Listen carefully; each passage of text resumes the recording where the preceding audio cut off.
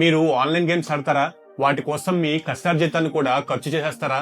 అయితే జాగ్రత్తగా వినండి, ఎందుకంటే మీ ఫేవరెట్ పాస్ టైం ఇంకా పూర్తిగా మారిపోబోతుంది. మన ఇండియన్ గవర్నమెంట్ పార్లమెంట్ లో ఒక కొత్త బిల్ ప్రవేశపెట్టింది. దీని మెయిన్ ఉద్దేశం ఒకటే, రియల్ మనీతో ఆడే అన్ని ఆన్లైన్ గేమ్స్ ని కూడా బ్యాన్ చేయడం. మీ fantasy sports, online poker, rummy అన్ని అవి స్కిల్ బేస్డ్ అయినా లక్ మీద ఆధారపడేవైనా అన్ని బ్యాన్ చేస్తారు. ఈ డ్రాస్టిక్ మూవ్ ఎందుకంటే గవర్నమెంట్ రెండు మెయిన్ రీజన్స్ ని చూపిస్తుంది. ఒకటి నేషనల్ సెక్యూరిటీ, ఈ గేమ్స్ ని మనీ లాండరింగ్ కి ఇంకా టెర్రర్ ఫైనాన్సింగ్ కి వాడుతున్నారంట. రెండోది సోషల్ హార్మ్, చాలా ఫ్యామిలీస్ అప్పులు పాలయ్యాయి. యూత్ ఈ ఆన్లైన్ గేమ్స్ కి బానిసలయ్యారు. కొన్ని కేసెస్ లో అయితే సూసైడ్లు కూడా జరిగాయి. అండ్ వీటి నెంబర్స్ చూస్తే ఎవరైనా సరే షాక్ అవ్వాల్సిందే. ఏప్రిల్ నుంచి జూలై వరకు ఇండియన్స్ ఆన్లైన్ గేమ్స్ మీద ఏకంగా $4 బిలియన్ ఖర్చు చేశారు. ఇది గనక కంపేర్ చేస్తే మనం మెడిసిన్ మీద కూడా ఇంతే ఖర్చు చేస్తాం. మరి ఈ promotion and regulation of online gaming act 2025 ప్రకారం పనిష్మెంట్స్ ఏంటంటే, ఈ గేమ్స్ ని ఆఫర్ చేసే వాళ్ళకి 3 years జైల్, ₹1 కోటి వరకు ఫైన్ పడే అవకాశం ఉంది. ఇన్ఫ్లుయెన్సర్స్ లేదా యాక్టర్స్ వీటిని ప్రమోట్ చేస్తే 2 years జైల్,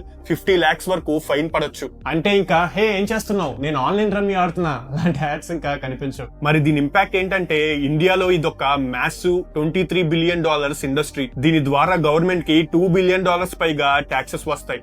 లక్షల్లో జాబ్స్ కూడా ఉన్నాయి. ఈ బిల్ వల్ల గవర్నమెంట్ కి కూడా చాలా లాస్ అని తెలుసు. సుమారు $4 బిలియన్ జిఎస్టీ అనేది పోవచ్చు. అయినా సరే మన ఇండియన్ గవర్నమెంట్ వెనక్కి తగ్గట్లేదు. అయితే ఇదే ఎండ్ కాదు.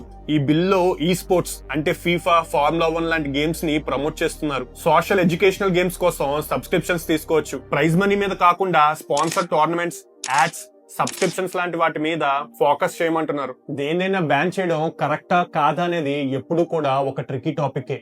కానీ గవర్నమెంట్ ఈ విషయంలో చాలా కాన్ఫిడెంట్ గా ఉంది. ఈ కొత్త గేమ్ ఎలా అన్ఫోల్డ్ అవుతుందో వేచి చూడాలి. అయితే ఈ విషయం మీద మీ ఒపీనియన్ ఏంటో కామెంట్స్ లో తెలియజేయండి.